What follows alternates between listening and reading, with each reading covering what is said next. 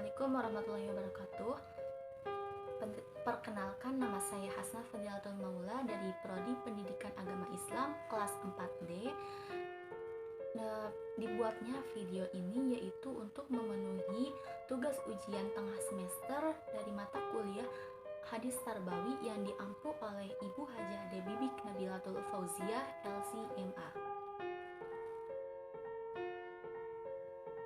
Di sini saya akan menguraikan satu hadis yang berisi tentang kepemimpinan perempuan. Hadatsana Utsman bin Haisam, hadatsana Auf an Hasan an Abi Bakrah qala laqad nafa'ani Allahu bi kalimatin ayyamal jamal qala lamma balagun nabiyya sallallahu alaihi wasallam anna farisan malaku benata kisrah qala la yufliha qaumun walau amrahum ra'ah.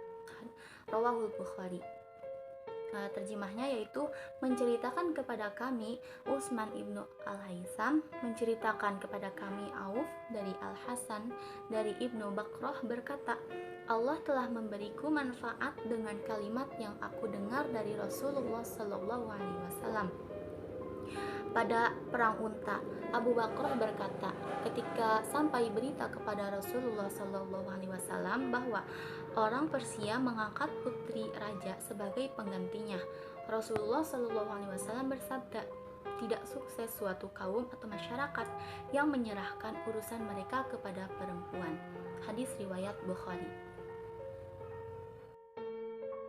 Dari hadis tersebut, mayoritas ulama memahami hadis tersebut secara kontekstual.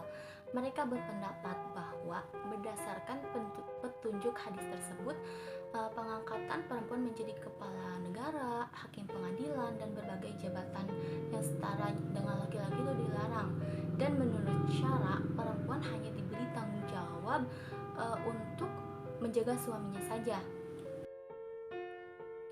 Adapun ulama juga ya ada yang membolehkan seorang perempuan menjadi pemimpin di luar rumah tangganya, itu mereka harus memahami hadis tersebut secara kontekstual. Untuk memahami hadis tersebut perlu dikaji terlebih dahulu keadaan yang sedang berkembang pada saat hadis itu disabdakan oleh Nabi Muhammad SAW. Pada waktu itu, derajat kaum perempuan dalam masyarakat berada di bawah derajat kaum laki-laki. Perempuan sama sekali tidak dipercaya untuk ikut serta mengurus kepentingan masyarakat umum, terlebih dalam masalah kenegaraan. Dan hanya laki-lakilah yang dianggap mampu mengurus kepentingan masyarakat dan negara. Keadaan seperti itu tidak hanya terjadi di Persia saja, tetapi juga di Jazirah Arab dan di tempat-tempat lainnya. Islam datang mengubah nasib kaum perempuan. Nah, mereka diberi berbagai hak, kehormatan, dan sebagai makhluk yang bertanggung jawab kepada Allah Subhanahu wa Ta'ala, baik terhadap diri, keluarga, dan masyarakat ataupun negara. Dalam sejarah Islam banyak kan ya perempuan-perempuan yang tampil sebagai pemimpin. Contohnya seperti Aisyah, istri Nabi Muhammad SAW, yang diakui sebagai seorang mufti, bahkan kedudukannya sebagai panglima perang Unta.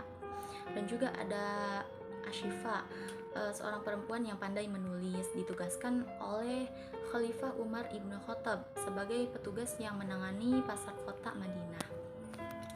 Di Al-Quran juga menyebutkan tentang seorang ratu di zaman Nabi Sulaiman alaihissalam, yaitu seorang Ratu Balqis yang memimpin rakyatnya dengan baik, penuh hikmah dan keadilan. Di samping itu, dalam perspektif politik keagamaan, posisi perempuan tampaknya memang mendapat hambatan. Namun demikian, dalam praktik politik, sesungguhnya tidak sedikit perempuan yang menduduki jabatan penting, bahkan menjadi kepala pemerintahan. Di Al-Quran secara deskriptif menuturkan kisah-kisah tentang keberhasilan Ratu Balqis yang memimpin negaranya.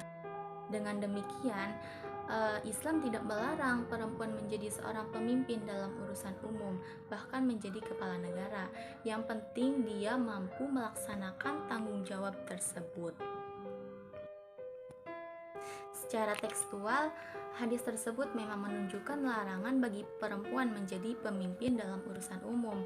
Oleh karena itu, mayoritas ulama secara tegas menyatakan kepemimpinan perempuan dalam urusan umum dilarang.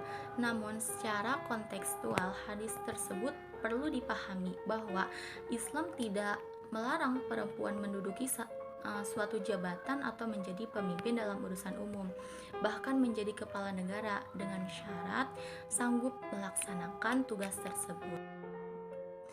Oleh karena itu, hadis tersebut harus dipahami secara kontekstual karena kandungan petunjuknya bersifat kontemporal.